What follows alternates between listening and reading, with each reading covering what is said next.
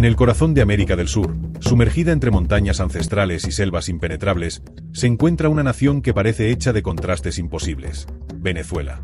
Un país que algunos llaman el más rico en recursos del planeta y que otros definen como el más contradictorio de todos. Su nombre evoca tanto maravillas naturales que dejan sin aliento como una crisis social y económica que se ha vuelto parte de la vida cotidiana de millones de personas. Venezuela es, en esencia, un país de extremos. Quien la observa desde fuera suele quedarse con las imágenes de postal: playas caribeñas de arena blanca, tepuyes que se elevan como murallas hacia el cielo, cataratas que caen desde casi 1 kilómetro de altura y una fauna que parece sacada de otro mundo. Pero basta con mirar un poco más allá para descubrir realidades que resultan difíciles de asimilar. Una moneda que llegó a valer menos que el papel en el que se imprimía, salarios mínimos incapaces de cubrir una barra de pan, hospitales desabastecidos y familias enteras obligadas a emigrar buscando una vida digna. La paradoja está servida. El país con las mayores reservas de petróleo del planeta, con abundante oro y gas natural, no logra garantizar bienestar a la mayoría de sus ciudadanos. ¿Cómo es posible que tanta riqueza conviva con tanta necesidad? Esa es la pregunta que flota sobre Venezuela, y la respuesta se esconde entre su historia, su política y la manera en que los recursos han sido administrados. Un país bendecido por la geografía. Venezuela limita al norte con el Mar Caribe, al este con Guyana, al sur con Brasil y al oeste con Colombia. Su diversidad geográfica es tan amplia que parece un continente en miniatura, desde las sabanas interminables de los llanos hasta el desierto ardiente de los médanos de Coro. Esta variedad convierte a Venezuela en un paraíso para la biodiversidad. El país alberga miles de especies de flora y fauna, muchas de ellas endémicas, es decir, que no existen en ningún otro lugar del mundo. Aquí vive la anaconda verde, la serpiente más grande de la Tierra, que puede superar los 12 metros de longitud. También habita el oso hormiguero gigante, el armadillo sabanero, y aves de todos los colores imaginables. En sus ríos se encuentran especies sorprendentes, algunas tan temidas como el candirú, un diminuto pez amazónico famoso por la aterradora capacidad de introducirse en la uretra de los hombres atraído por la orina. Aunque los casos son extremadamente raros, su sola fama basta para imponer respeto a todo aquel que se adentra en esas aguas. Pero Venezuela no es solo fauna exótica. El Salto Ángel, la cascada más alta del mundo, cae desde casi 1000 metros en medio de la selva, convirtiéndose en un espectáculo natural que parece irreal. Su nombre, como veremos más adelante, guarda una historia sorprendente ligada a un aviador estadounidense y a la búsqueda de oro. Las tribus originarias. Mucho antes de que Cristóbal Colón avistara sus costas en 1498, Venezuela estaba habitada por diversas tribus indígenas. Entre ellas, los caribes, los yanomami, los pemones y los guayú, que vivían de la caza, la pesca y la agricultura, manteniendo un vínculo profundo con la naturaleza. Los caribes, en particular, pasaron a la historia porque de ellos nació el término caníbales. Los exploradores europeos narraban que practicaban rituales con los cuerpos de sus enemigos vencidos. Aunque no hay pruebas sólidas de que comieran carne humana, los relatos alimentaron la leyenda, generando temor y fascinación en el viejo mundo. Probablemente, eran ceremonias simbólicas para intimidar a rivales y reforzar la cohesión de la comunidad. Hoy en día, algunas de estas comunidades indígenas siguen viviendo de manera muy similar a como lo hacían hace siglos. Los Yanomami, por ejemplo, mantienen prácticas que pueden parecer chocantes desde nuestra perspectiva moderna. La poligamia, el vivir desnudos en algunas situaciones rituales, o sus métodos tradicionales de medicina natural. Pero su forma de vida es, en realidad, una lección de adaptación y respeto por el entorno. Son guardianes de un conocimiento milenario sobre plantas, ríos y selvas que la modernidad aún no ha logrado igualar. El origen del nombre. El nombre Venezuela tiene su propia historia curiosa. Fue el explorador Américo Vespucio quien, al ver las viviendas indígenas construidas sobre palafitos en el lago de Maracaibo, recordó a la ciudad italiana de Venecia. Inspirado por esa semejanza, bautizó la región como Venezuela, es decir, Pequeña Venecia. Lo que para Vespucio fue un gesto poético terminaría por convertirse en el nombre de una nación que, siglos más tarde, marcaría el destino económico y social de todo un continente gracias a un recurso que entonces era completamente desconocido: el petróleo. Oro negro y prosperidad. El verdadero giro en la historia de Venezuela ocurrió en el siglo XX, cuando se descubrieron y comenzaron a explotar las enormes reservas de petróleo bajo su suelo. Desde 1914, con los primeros pozos modernos, el país entró en una era de bonanza. Durante décadas, la renta petrolera permitió un nivel de vida envidiable. En los años 70, por ejemplo, Venezuela era vista como un país moderno, con una clase media sólida, buenas universidades, un sistema de salud funcional y una infraestructura avanzada para la región. Miles de inmigrantes europeos y latinoamericanos llegaban atraídos por la prosperidad. Pero esa riqueza estaba construida sobre una base frágil, la dependencia casi absoluta del petróleo. La economía venezolana se convirtió en un monocultivo energético, dejando de lado el desarrollo agrícola e industrial. Cuando los precios internacionales del crudo subían, el país vivía en abundancia. Cuando caían, la crisis golpeaba con fuerza. Esa montaña rusa económica marcó el destino del país hasta hoy. Una belleza reconocida mundialmente. Además de su riqueza natural, Venezuela ha ganado fama mundial por otro motivo: sus mujeres. Ningún otro país ha obtenido tantos títulos en concursos internacionales de belleza. En total, Venezuela ha conquistado 24 coronas en los certámenes más importantes: 7 Miss Universo, 6 Miss Mundo, 9 Miss Internacional y 2 Miss Tierra. La belleza se ha convertido en un verdadero orgullo nacional, hasta el punto de que el propio Estado ha financiado cursos de modelaje y, en algunos casos, incluso cirugías estéticas como aumentos de pecho o rinoplastias. En un país donde muchos carecen de lo esencial, esta obsesión por la apariencia genera debates encendidos. ¿Es un escape, un símbolo cultural o una manera de vender al mundo una cara amable de la nación? Lo cierto es que en Venezuela la estética ha llegado a convertirse en parte de la identidad nacional. En muchas familias, regalar una cirugía estética a las hijas adolescentes es considerado casi un rito de paso hacia la adultez. Y aunque pueda parecer un sinsentido frente a la pobreza, para muchas jóvenes es una oportunidad de abrirse camino en el mundo del modelaje, la televisión o simplemente en la vida social. La paradoja venezolana. Así, entre paisajes de ensueño, abundancia de recursos y una población orgullosa de su identidad, surge una pregunta inevitable: ¿cómo es posible que un país con tantas bendiciones naturales enfrente una crisis humanitaria de tal magnitud? La respuesta, como iremos descubriendo en este viaje, se encuentra en la historia reciente, en las decisiones políticas y la concentración de poder. Hablar de Venezuela es hablar de una paradoja dolorosa.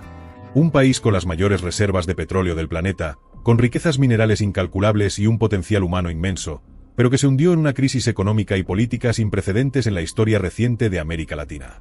Desde hace más de 2 décadas, Venezuela se convirtió en un laboratorio de problemas: hiperinflación, corrupción, persecución política, deterioro institucional, colapso de los servicios básicos, emigración masiva. Un catálogo de tragedias que parecen repetirse día tras día y que han marcado profundamente la vida de millones de ciudadanos. La economía venezolana, que alguna vez fue la más próspera de la región, comenzó a desplomarse con la dependencia casi absoluta del petróleo.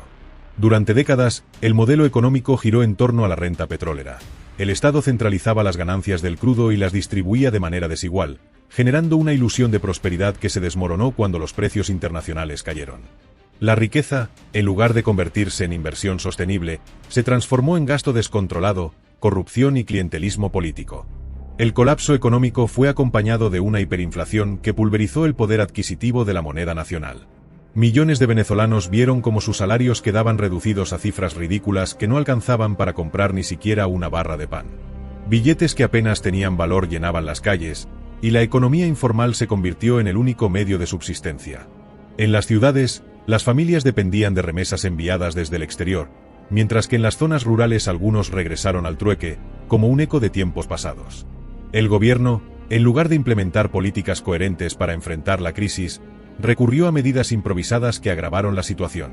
Controles de precios que provocaron escasez, expropiaciones que destruyeron la producción local, y un aparato burocrático plagado de corrupción que devoró recursos sin ofrecer soluciones reales. La industria nacional, que ya era frágil, colapsó bajo el peso de un modelo que castigaba al productor y premiaba la dependencia del Estado. El resultado fue una escasez generalizada que afectó a todos los niveles de la vida cotidiana. Productos básicos como leche, harina, arroz o aceite desaparecieron de los anaqueles. Medicinas esenciales dejaron de estar disponibles, condenando a miles de enfermos a la muerte o al sufrimiento. Los hospitales se quedaron sin insumos, los médicos emigraron masivamente, y los pacientes tuvieron que llevar desde las sábanas hasta las jeringas si querían ser atendidos. La salud pública colapsó por completo. Los servicios básicos, que alguna vez fueron motivo de orgullo en un país con abundante energía y recursos hídricos, se vinieron abajo. En ciudades enteras, los cortes eléctricos se volvieron constantes, dejando a millones en la oscuridad por horas e incluso días. El agua potable dejó de llegar de manera regular a los hogares, obligando a las familias a almacenar en recipientes inseguros o a recurrir a ríos contaminados. El transporte público, deteriorado y sin repuestos, se convirtió en una odisea diaria para los ciudadanos. La corrupción, mientras tanto, se volvió omnipresente. Miles de millones de dólares provenientes del petróleo desaparecieron en manos de funcionarios y empresarios aliados al poder. Casos de sobreprecios, importaciones ficticias y contratos fraudulentos se multiplicaron sin que hubiera justicia. La riqueza del país, en lugar de invertirse en desarrollo, se fugó en cuentas en el extranjero y en fortunas personales. El contraste se volvió obsceno. Mientras la mayoría de los ciudadanos hacía largas colas para conseguir comida, una élite cercana al gobierno ostentaba lujos en carros blindados, mansiones y viajes al exterior. En el terreno político, la situación no fue menos sombría. El debilitamiento de las instituciones democráticas se aceleró con la concentración del poder en manos del Ejecutivo. La independencia de poderes se evaporó, el Parlamento fue vaciado de funciones, y el Tribunal Supremo se convirtió en un brazo del gobierno. La persecución a opositores, la censura a medios de comunicación y el hostigamiento a organizaciones civiles convirtieron el panorama político en un terreno de miedo y silencio. Periodistas fueron encarcelados, canales de televisión cerrados, periódicos asfixiados por falta de papel, y ciudadanos comunes reprimidos por protestar en las calles. Las protestas sociales, que comenzaron como reclamos por servicios básicos o por salarios dignos, se transformaron en enfrentamientos masivos con las fuerzas de seguridad. Manifestaciones reprimidas con violencia dejaron decenas de muertos y miles de heridos. El miedo se instaló en las calles, pero también una sensación de impotencia, la certeza de que el Estado no estaba allí para proteger, sino para controlar y castigar. A este escenario se sumó la diáspora masiva. Más de 7 millones de venezolanos abandonaron el país, huyendo del hambre, de la inseguridad o de la falta de oportunidades.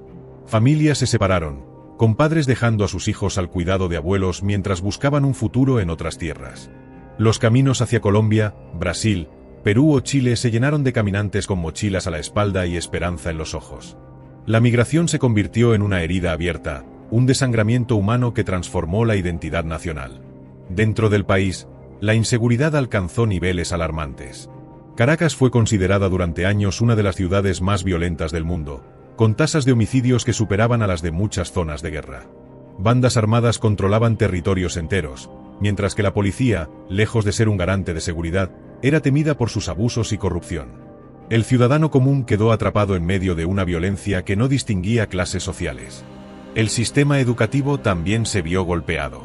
Profesores mal pagados abandonaron las aulas, universidades perdieron a sus investigadores, y miles de jóvenes abandonaron sus estudios para dedicarse a trabajos informales que les permitieran sobrevivir.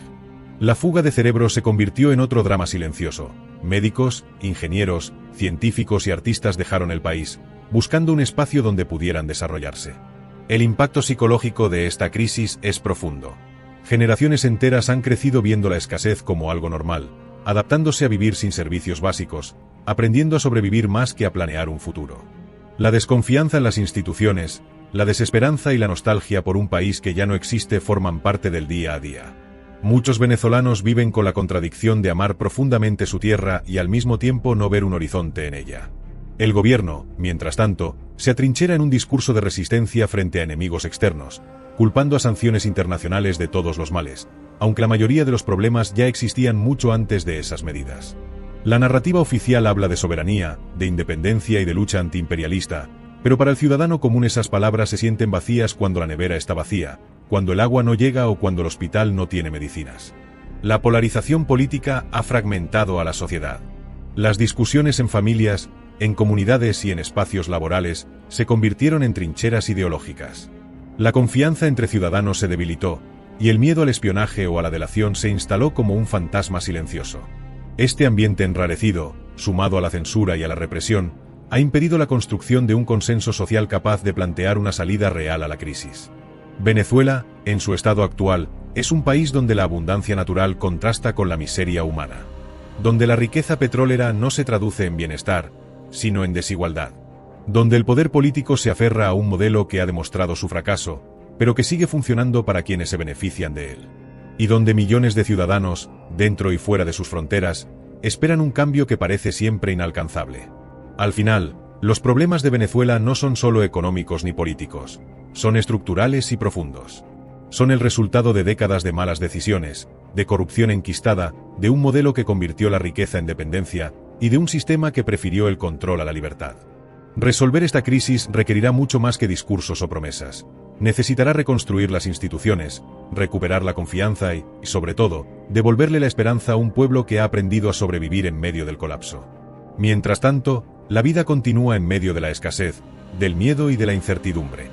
Venezuela sigue siendo un país con todo para triunfar, pero atrapado en un laberinto de problemas que parecen no tener salida.